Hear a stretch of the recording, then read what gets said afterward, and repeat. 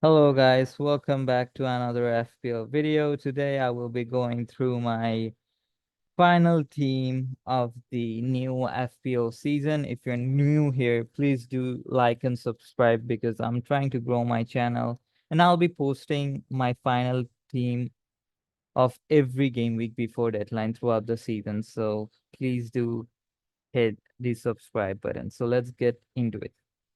So let's start with the goalkeeping positions. Personally, I have found the keeping slots to be the toughest to pick because there is no standout pick at 4.5 million bracket, and I like to go cheap with my keeper slots. So right now I have Henderson and a non-playing 4 million keeper in goal. I've been tinkering with Ariola and Henderson for the past few weeks, and I personally like Henderson more because since Glasner took over Palace, Crystal Palace has been fourth for XGC conceded. Now that stat really impressed me because they're really good defensively and I expect them to keep more clean sheets this season. So currently Dean Henderson is in goal, but I can say right now that goalkeeping slots is one of the positions I'm not fully locked in, but I think by tomorrow deadline, I think I will go for Dean Henderson. Maybe Ariola too is also good. I think the fixtures are a bit tricky if you see Palace away, City at home, and Villa at home. So I mean, West Ham has made like really good signings, and their manager Lopetegui prioritizes defense a lot. So I expect West Ham to be one of the best defenses in the league this season, and at some point we will have a West Ham defender in the future. That's for sure because they have Wan Bissaka. They have such a good team in general, and I expect them to really improve this defensively. Maybe in the wildcard, I'm looking at a wildcard six window, so maybe in the wildcard six, I will go for Ariola, but right now I'm with Henderson. So let's go to the defense. The currently that are blocked in are Trent Alexander-Arnold, Munoz, and Barco. First of all, Trent, I mean, I don't have to talk much about Trent. The fixture and the player speak for itself, right? I mean, dream fixture for any defender for the first 5 weeks. I think he has arguably the best fixtures for a defender, and he's Trent Alexander-Arnold. Yes, under Arne Slot, we don't know fully what the role he's gonna play in, but in my opinion, I think for 7.5 million, I mean, he's a no-brainer. So let's get to Munoz. I think he's the second locked-in player in my team. I mean, if you watch Palace, you will see that he most of the times plays as a right winger or even a striker, and the position he gets to in the final third is really a dream for any FPL manager owning him. He's such a good value and he has great fixtures. Yes, I'm not really confident on the Crystal Palace double up, but as I said, I rate Glasner a lot defensively. I rate Palace a lot. I think they're gonna have a good season. And Munoz is super attacking and he's locked in. Third player that is locked in my team is Valentin Barco. Now he's a short-term pick. I expect at some point of the season Istupinian to take his place, but I'm taking a gamble here. I'm not sure whether he's gonna play for game week 4 or 5 because as of today the rumors says that Istupinian will be back late September. So I really hope that I can get these games out of Barco. If he is available for these games, then I think he is probably the best value pick in my team. He's super attacking again, took this at pieces in the preseason games, and he's very lively. If you see the preseason games of Brighton, he's like a mini Trent Alexander-Arnold. And the fixtures are quite good, so I'm happy to have him as my fourth defender. The position I'm also struggling with, apart from the goalkeeper slots, is this 4.5 defender slot. Personally, I prioritize fixtures for defenders, and I think Robinson arguably has the best fixtures for a defender. And he's attacking, and he got assists in preseason as well, so he looks very lively, sharp, and the fixtures are really good. Obviously, without Palina, I think Fulham will be worse defensively compared to last season. So I'm not really confident on Robinson, but then again, he has that attacking upside, and I can just hope that he keeps few clean sheets in this run in. There is nothing I expect more. I don't expect him to keep clean sheets week in, week out, but when he plays, let's just hope that he provides some upside in my team. And I've gone for a 4.0 defender that has a really good fixture in game week 3 when Munoz plays Chelsea away. So I might play him. He plays quite attacking, but he also covers center back. He's not as attacking as Davis on the other side, but Ben Johnson is quite attacking outside. So he's currently in my team. Again, he won't play much. Okay, let's get into the midfield. So the locked in players are Saka, Nkunku, and Eze. I think initially I had Mo Salah in my draft, but having looked at the data, Saka is not far off. And he also played the last game in the preseason and looked sharp.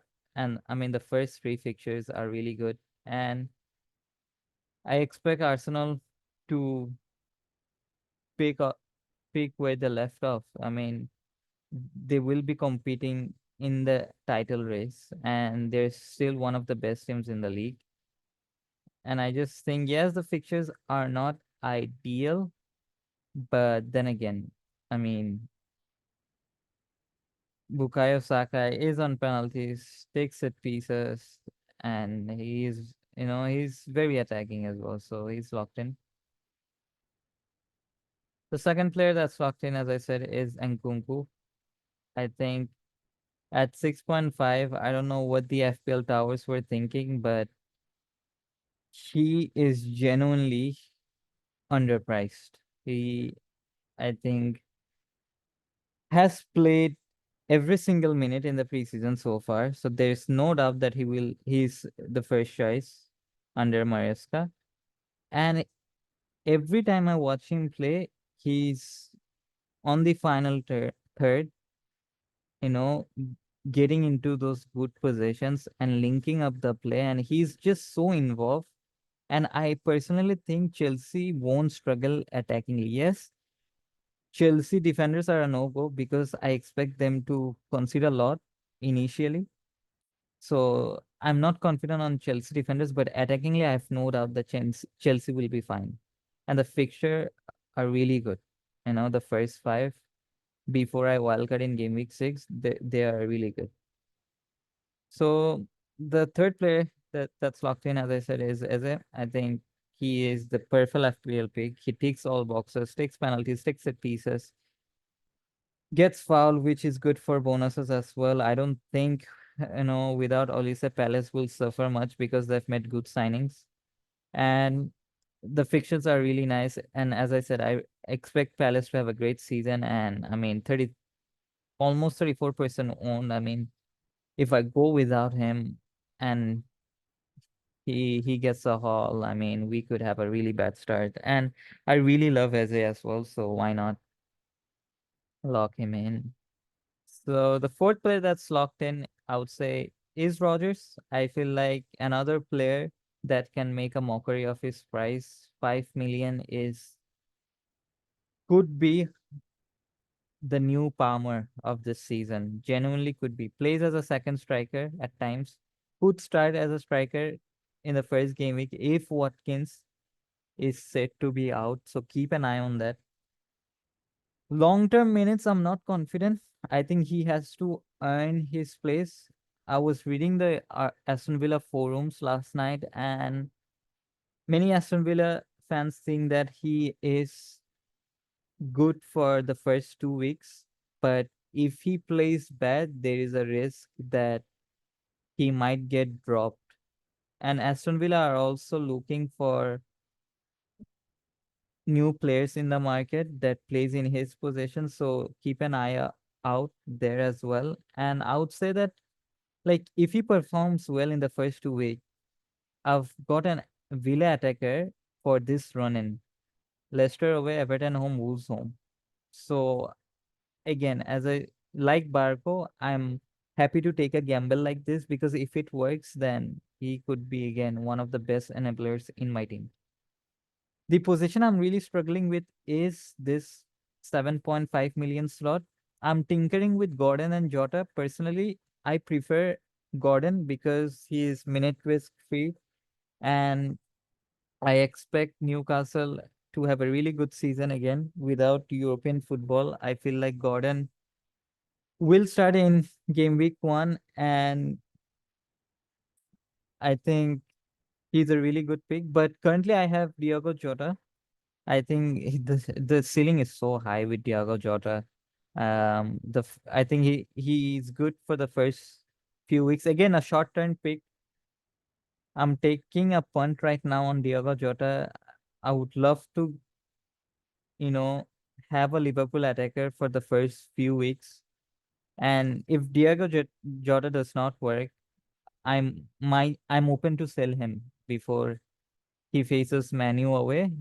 I might go for a 5.5 milli midfielder that might arise, or I might just downgrade and upgrade with the money elsewhere. But right now, Diego Jota is in my team, but it could be Gordon at the end of the deadline because I'm 50-50 right now. I'm gonna be honest. I also like Gordon. I also like Diego Jota, but the ceiling is so much higher for Diego Jota, right? Okay, coming to the forward section, I think I don't really need to speak about Haaland and Isak, two template picks, arguably one of the best picks in the game, and I just don't have to speak much about them. The third spot is taken up by Dominic Solanke. I think Spurs are one of the best attacking teams in the league, and Leicester look horrible in preseason. I think one of the worst teams on paper for sure. And knowing how attacking Ange Postecoglou plays, I mean, I would love to have a Spurs attacker in the team, and Solanke is just the perfect pick. He will play 70, 80 minutes, plays furthest up the pitch, got 19 goals last season if you check. He's just a really good value pick with the given fixtures. Again, if it does not work, I might downgrade him for a João Pedro in game week 3, who has really good fixtures. From game week 3, if you see João Pedro, um, here we go. Like if Solanke does not work, I might transfer him out in game week 4 when Solanke plays as Arsenal at home in game week 4. I can easily shift to João Pedro for these two beautiful fixtures, and with that money, I can upgrade it elsewhere, right? So I would love to start with a Spurs attacker. So Solanke is pretty much locked in my team. So this is the current team right now. I am 90% locked in, I would say. Although there are still few 50-50 decisions I have to make. But currently, yeah, this is my team. Still need to decide whether to go for Diego Jota or Gordon. Still need to decide, am I really happy with Robinson or not? And that's pretty much it. I don't see this draft changing a lot. I love Rogers as a pick. I love the gamble I'm taking with Barkman Rogers. I think if those two enablers work out, I could have a really good start. And yeah, that's it. Let me know what you guys think of this draft. And yeah, I will see you in the deadline stream. See ya. Take care, guys. Bye. And also, please do subscribe and like my video because, as I said, I'm trying to grow my channel. So I would really appreciate if you show some love. Take care, guys. Peace out.